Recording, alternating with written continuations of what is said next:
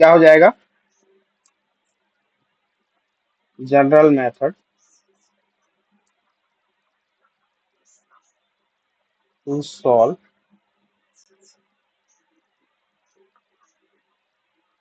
Homogeneous linear PDE. General method क्या चीज हो, ध्यान देंगे कि यदि आपको जो भी पार्शियल डिफरेंशियल इक्वेशन है, इसमें खासकर पीआई ना ध्यान देंगे, ये जो हम देख रहे हैं क्या फाइंड करने के लिए देख रहे हैं, हम पी आई फाइंड करने के लिए इसके सॉल्यूशन की हम बात कर रहे हैं। To find P I, to find P I, P I फाइंड करना है कि हमारा जो ये जो F of D, D dash जो हम लिखते हैं, है ना, जो भी सिंबॉलिक फॉर्म में लिखते हैं, जो फंक्शन के रूप में मिलता है डी और डी डैश को, यदि हम इसको ब्रेक कर पा रहे हैं किस फॉर्म में, लीनियर के फॉर्म में, ऐसा M one D dash D minus M two D dash and so on D minus M N D dash. Suppose हमारा जो भी सिंबॉलिक फॉर्म हमको मिलता है लेफ्ट साइड में, जिसका हम क्या निकालते हैं, सीएफ निकालते हैं, यदि वो एन ऑर्डर का है तो जाहिर सी बात है इस प्रकार एन फैक्टराइज सपोज हम कर पा रहे हैं,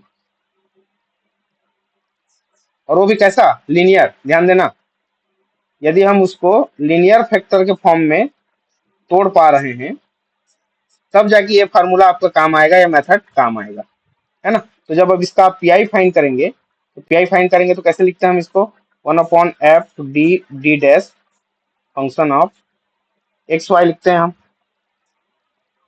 जब एक्स वाई लिखेंगे तो ये क्या हो रहा है, एक्चुअल में ये ऐसा हो रहा है, फैक्टराइज हो रहा है, M one D dash D minus M two D dash and so on D minus M N D dash के टर्म में फैक्टराइज हो रहा है, और ये आपका एफ एक्स वाई। तो इस टाइप यदि आप लीनियर फैक्टर के फॉर्म में ब्रेक कर पा रहे हैं डिनोमिनेटर को, तो उसका जब आप पीआई निकालते हैं तो एक एक का आप अलग अलग पीआई निकालते जाएंगे। जैसे कि हमारे पास एक ही है ना, यहाँ लिखता हूं कि one upon D minus M D dash, और ये आपका एफ ऑफ एक्स वाई। ध्यान देंगे इसको, ध्यान देना, मान लीजिए आपके पास एक ही लीनियर फैक्टर के फॉर्म में आप इसको ब्रेक कर पाए, तब इसको जब सॉल्व करोगे तो कैसे सॉल्व करोगे, ये एक्चुअल में आप क्या हो जाएगा, इंटीग्रेशन हो जाएगा, और कैसा हो जाएगा, एफ ऑफ एक्स की जगह में एक्स ही रहेगा, लेकिन वाई की जगह में क्या हो जाएगा, ये हो जाएगा आपका C minus M X D X. ध्यान दें, हमने क्या किया, यहाँ पे ये जो माइनस एम दिखाई दे रहा है, तो ये माइनस एम एक्स हो जाएगा, यहाँ पे सी माइनस एम एक्स। यदि आपका लीनियर फैक्टर ऐसा है, one upon D plus M D dash मिलता है सपोज, और एफ ऑफ एक्स वाई, तो ये क्या मिलेगा हमको, इंटीग्रेशन ऑफ एफ एक्स को तो हमको चेंज नहीं करना है, अपने जगह में एक्स जैसा ही रहेगा, फिर वाई की जगह क्या लिख दोगे, ये हो जाएगा C plus M X D X. मतलब इस फंक्शन का एक्स के रूप में टोटल इसको कन्वर्ट कर दोगे, और एक्स के रिस्पेक्ट में क्या हो जाएगा, ये आपका इंटीग्रेशन हो जाएगा। बताइए ये मेथड समझ में आया क्या,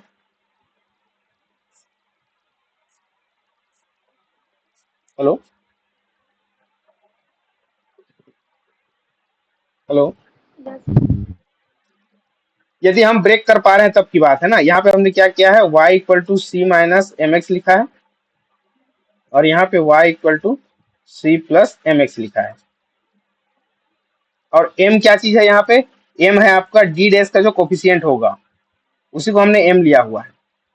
d डैश का जो कोफिशियंट है दोनों में, वही हमारा m है। यदि माइनस में है तो c माइनस एम एक्स, यदि प्लस में है तो c प्लस एम एक्स, ऐसा। चलिए इससे रिलेटेड एक एग्जांपल देखते हैं, तो और चीजें आसान लगने लगेगा ये कि एक्चुअल में हम यूज कैसे कर रहे हैं। चलिए एक क्वेश्चन लेते हैं। क्वेश्चन है, solve del two Z upon del X square plus del two Z upon del X del Y minus six del two Z upon del Y square, this is equal to Y into cos X. तो इसका जो symbolic form हो जाएगा, वो कैसा हो जाएगा, सीधा कर रहा हूं मैं, D square plus D D dash minus 6 D dash square this is equal to Y cos x. Here the auxiliary equation is क्या बनेगा, m square plus m minus 6 this is equal to 0. जब इसको आप factorise करेंगे तो ये आपको दे देगा m+3 और m-2 this is equal to 0. मैं फैक्टर किया हूँ और कुछ नहीं. तो यहाँ से जब इसको हम सॉल्व करते हैं तो m की जगह आपको मिल जाएगा -3 और +2 जो कि इसका रूट है. तो CF जो होगा वो क्या हो जाएगा, F1 y-3x plus F2 y+2x हो जाएगा. ये मिल गया हमको क्या, CF मिल गया. यहाँ तक तो बहुत ही आसानी से सॉल्व हो जाता है. अब हम यहाँ पे बात करेंगे PI की. हम बात करेंगे PI की. Now for the PI. PI कैसे निकालेंगे, PI निकालने के लिए PI equal to 1/f D D dash f of xy हो जाएगा. और हम इसको राइट साइड में सॉल्व करते हैं.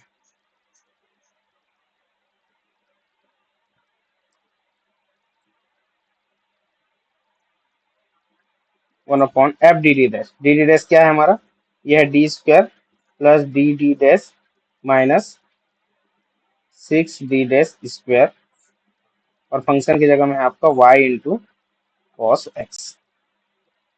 सो P I is equal to, अब देखिए ये जो हमारा डिनोमिनेटर में जो टर्म है, जाहिर सी बात है हम जो यहाँ पे क्या, ये जो हम ऑक्सिलरी इक्वेशन लेके आए और इसको जो हमने फैक्टराइज किया, ये भी बिल्कुल उसी टर्म में फैक्टराइज हो जाएगा. फैक्टराइज करने के लिए क्या करते हैं, हम करते हैं इसको स्प्लिटिंग कर देते हैं, मध्य पद को तोड़ देते हैं. डी स्क्वायर प्लस कितना हो जाएगा 3 D dash minus 2 D dash minus 6 D dash square ऐसा, और y into cos X. Factorize कर रहे हैं और कुछ नहीं. और जब इसको हम लीनियर फैक्टर में कन्वर्ट कर पाएंगे तभी जनरल मेथड हम उपयोग कर पाएंगे, है ना, उसको भी दिमाग में रखें. तो यहाँ से हम d यदि कॉमन निकालें तो क्या बचेगा, d प्लस 3d डैश बचेगा. यहाँ से -2d डैश कॉमन निकालें तो फिर से d प्लस 3d डैश बचेगा और ये y into cos X. Factorize हम जैसे ही किए क्या मिल गया हमको, हमको मिल गया d माइनस 2d डैश और d प्लस 3d डैश और ये y इंटू कॉस एक्स. तो देखिए हम, हमारा जो डिनोमिनेटर था उसको हमने लीनियर फैक्टर के फॉर्म में कन्वर्ट कर लिया. अब बारी बारी से हम जनरल मेथड लगाते जाएंगे. तो पहले हम बाहर रखते हैं d माइनस 2d डैश को और यहाँ पे हम जनरल मेथड लगा देते हैं d प्लस 3d डैश का y इंटू कॉस एक्स के साथ. सो 1/d माइनस 2d डैश, क्या करना पड़ेगा हमको, ये होगा इंटीग्रेशन. ध्यान देना m की जगह में कितना है 3 दिया हुआ है ना. तो हमारा जो फंक्शन है cos, तो cos x ही रहेगा अपने जगह में. तो हमने cos को cos x ही रख दिया और ये हो गया dx. और y की जगह में हमको क्या करना है, c प्लस 3x करना है. ध्यान देंगे यहाँ पे c प्लस 3x. क्या किया हमने, y की जगह में हमने c प्लस 3x पुट किया क्योंकि हमारा m क्या है 3 है. यहाँ पे डी डैश का जो कोफिशिएंट होगा उसी को हमको m लेके चलना है. तो c प्लस में रहेगा तो प्लस mx, माइनस में रहेगा तो माइनस mx. चलिए अब आराम से इसका इंटीग्रेशन करते हैं. d minus 2d dash, integration जब करेंगे तो c का मल्टीप्लाई करेंगे तो c cos x प्लस 3 बाहर आ जाएगा और इंटीग्रेशन हो जाएगा x इंटू कॉस एक्स का और ये ब्रैकेट क्लोज. यहाँ तक सभी को क्लियर है क्या, बताएं एक बार.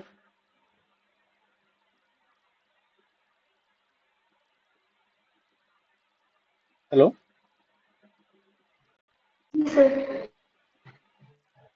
c प्लस 3x में मैं cos x को डिस्ट्रीब्यूट कर दिया, मल्टीप्लाई कर दिया और कुछ नहीं. इसको जब हम सॉल्व कर लेंगे तब d माइनस 2d डैश की बारी आएगी। अब ध्यान देंगे c कांस्टेंट है, cos x का क्या हो जाएगा, इंटीग्रेशन हो जाएगा sin x प्लस 3। अब x cos x integration by parts, जो मल्टीप्लाई वाला फार्मूला होता है उसको लगा देते हैं, और ये पॉलिनोमियल को हम ले लेते हैं पहला फंक्शन और ट्रिग्नोमेट्री को ले लेते हैं दूसरा फंक्शन। तो क्या हो जाएगा, फर्स्ट फंक्शन सेकेंड फंक्शन का इंटीग्रेशन, तो cos x का क्या मिलता है हमको, ये मिल जाता है sin x माइनस, ध्यान देना, होल इंटीग्रेशन x का डिफरेंशिएशन कितना हो जाएगा 1, और cos x का फिर से क्या हो जाएगा यहाँ पे sin x dx, ये और ये बड़ा वाला ब्रैकेट बंद, 1/d minus 2d dash c sin x plus 3 का मल्टीप्लाई कर रहा हूं मैं 3x sin x, और ध्यान देंगे sin x का इंटीग्रेशन माइनस cos x, तो प्लस 3 cos x हो जाएगा। यहाँ तक क्लियर है सभी को?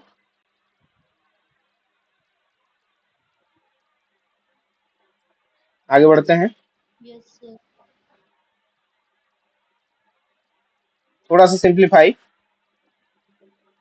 में हमको क्या करना पड़ेगा, P I equal to 1/d minus 2d dash. यहाँ आप देख पा रहे हैं शुरू टर्म में दोनों में साइन एक्स कॉमन है, साइन एक्स जब आप कॉमन निकाल दोगे तो क्या बचेगा, c plus 3x plus 3 cos x, और ये हो जाएगा 1/d माइनस 2d डैश। और आप शुरुआत में y की जगह में आप c प्लस 3x पुट किए थे, तो ये फिर से आ जाएगा, इसके जगह हम रख दिए y, और ये आपका आ गया फिर से sin x plus 3 cos x। अब अगला हम स्टार्ट करते हैं, जो d माइनस 2d डैश जो अगला लीनियर फैक्टर है उसका जनरल मेथड हम यहाँ भी यूज करेंगे। तो यूज करेंगे तो क्या हो जाएगा, इंटीग्रेशन, ध्यान देंगे इसको, x वाले टर्म एक जैसे ही रहेंगे तो हम sin x plus 3 cos x को एज इट इज लिख देते हैं, और y केवल किसके साथ मल्टीप्लाई है, साइन के साथ, तो यहीं पे चेंज होगा, ये क्या हो जाएगा c माइनस कितना हो जाएगा, ये हो जाएगा 2x।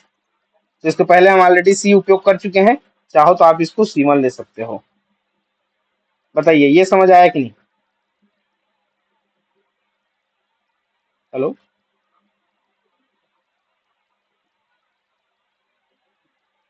x वाले टर्म एज इट इज रहेंगे, और y की जगह में फिर से हम क्या लिख देंगे, c माइनस 2x, तो c ऑलरेडी हम उपयोग किए हैं इसके पिछले ही टर्म में, तो हम c1 लेके चल रहे हैं। इंटीग्रेशन बस करना है, sin x को मल्टीप्लाई करो तो ये c1 sin x minus 2x sin x plus 3 cos x, और इन सब का इंटीग्रेशन, तो c1 बाहर निकल जाएगा, sin x का हो जाएगा माइनस में cos x, माइनस 2 बाहर आ जाएगा। सेकेंड टर्म के लिए ध्यान देंगे x sin x, फिर से यहाँ पे आपको मल्टीप्लाई वाला फार्मूला लगाना है, इंटीग्रेशन बाई पार्ट, जिसको हम खंडशः समाकलन कहते हैं। तो ये आपका पहला फलन, और दूसरे फलन का समाकलन करेंगे तो sin x का हो जाएगा माइनस में cos x, फिर माइनस x का डिफरेंशिएशन 1, sin x करोगे minus cos x, minus cos x का फिर से करोगे तो माइनस sin x, ध्यान देना। तो मैं एक स्टेप और कर देता हूँ, ये 1 इंटू साइन एक्स का माइनस cos x, और ये dx प्लस 3 cos x, ये हो जाएगा 3 sin x। हम सेकेंड वाला जो टर्म है इसका, ये यहां से लेकर यहां तक इंटीग्रेशन बाई पार्ट्स हुआ है, minus c1 cos x, minus को मल्टीप्लाई करो तो minus minus plus 2x cos x हो जाएगा, ध्यान देंगे ये ऑलरेडी माइनस, यहाँ पे दो माइनस ऑलरेडी दिख रहे हैं, cos का हो जाएगा sin x, तो माइनस माइनस प्लस, और ये हो जाएगा आपका minus 2 cos x plus 3 sin x।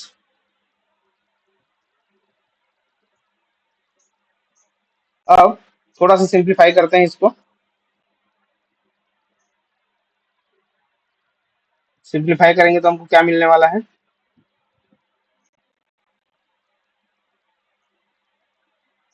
कहीं भी कुछ गड़बड़ थोड़ी किए हैं? नहीं किए हैं।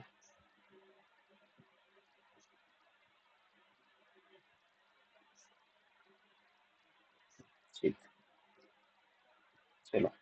अच्छा, हम क्या कर यहाँ पे ध्यान देंगे, सबसे पहले चीज जो हमने y की जगह में जो रखा है C1 - 2x, उसको आप ध्यान देंगे, है ना? कुछ ना कुछ चीजें कॉमन आता रहेगा। तो शुरुआत में पी आई इक्वल टू, ध्यान देना, cos x कॉमन आ रहा है सर ना? माइनस हाँ, कॉस बोलिए। एक्स का इंटीग्रेशन किए तो साइन एक्स आएगा ना। सेकेंड लास्ट टर्म बोले ना? ये ठीक ठीक, ये वाला, ये साइन एक्स हो जाएगा। माइनस क्या हुआ, माइनस माइनस प्लस हुआ, और माइनस को मल्टीप्लाई किया तो माइनस, और cos x का हो जाएगा यहाँ पे साइन एक्स। चलिए ठीक। अब नेक्स्ट हम क्या कर रहे हैं? हम कर रहे हैं इसको माइनस cos x, यदि आप कॉमन ले लेते हो शुरुआत के दो टर्म से, तो ये बच जाएगा आपके पास C1 - 2x बच जाएगा, और ये दोनों हल होके -2 sin x + 3 sin x, ये आपको दे देगा +sin x। देखिए, और C1 - 2x को फिर से हम क्या पुट कर देंगे यहाँ से हमने y की जगह में क्या लिखा था? C1 - 2x, तो फिर से इसको हम लिख देंगे y, ये हो जाएगा -y cos x, ये इसके जगह में है ना यहाँ पे, और प्लस साइन एक्स। तो ये हमको फाइनली पी आई मिला यहाँ से। तो हमारा जो जनरल सॉल्यूशन हो जाएगा, general solution z equal to C F plus P I. तो सी एफ हम निकाले थे F1 y +3x, प्लस था कि माइनस था जी? चेक कर लेते हैं एक बार। माइनस था।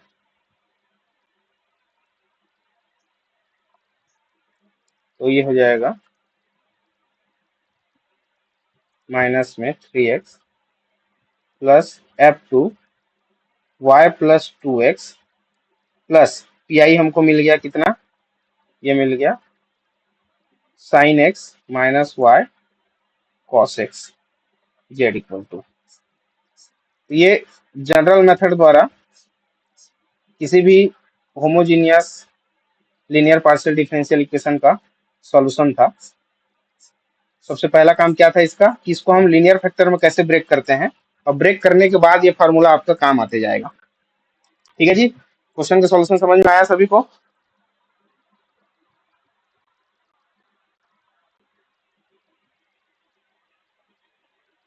Yes sir.